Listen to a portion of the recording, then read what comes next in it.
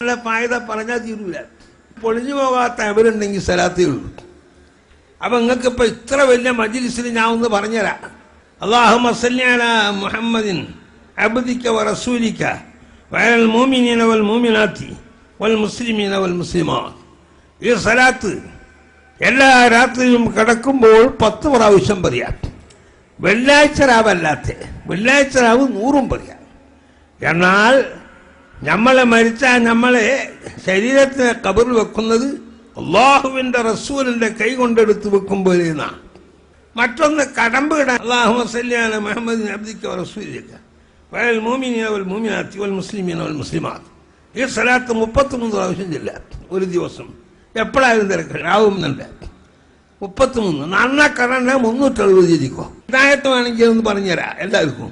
ആമൻതു ബില്ലാഹി വ റസൂലിഹി 3, ലാ ഇലാഹ ഇല്ലല്ലാഹ് മുഹമ്മദുർ റസൂലുള്ളാഹ് 3, പിന്നെ യാ ഹാദി 20, പിന്നെ ഇഹ്ദിനി എന്ന് 3 പ്രാവശ്യം പറഞ്ഞ് കൽബിന്റെ ഒറ്റൂത്ത്. ഇത് 5 വക്തിലും പറഞ്ഞോ. എന്നാൽ ഹിദായത്തിന്റെ എല്ലാ വാതിലുകളും തുറന്നു കിട്ടും. എനിക്ക് സമ്മതം കിട്ടിയിട്ടുണ്ട്. ആ സമ്മതപ്രകാരം നിങ്ങൾക്കെല്ലാം ഞാൻ സമ്മതം തന്നു.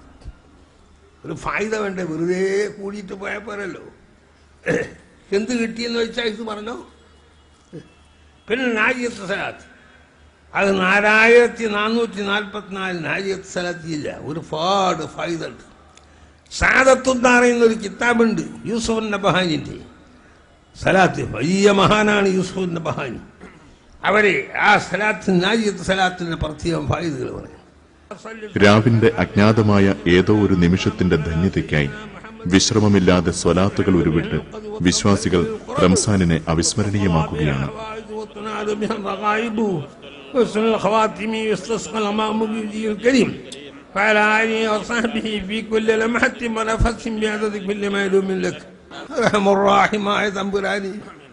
അടിയങ്ങൾക്ക് പൊറുക്കണേ റഹ്മാനെ.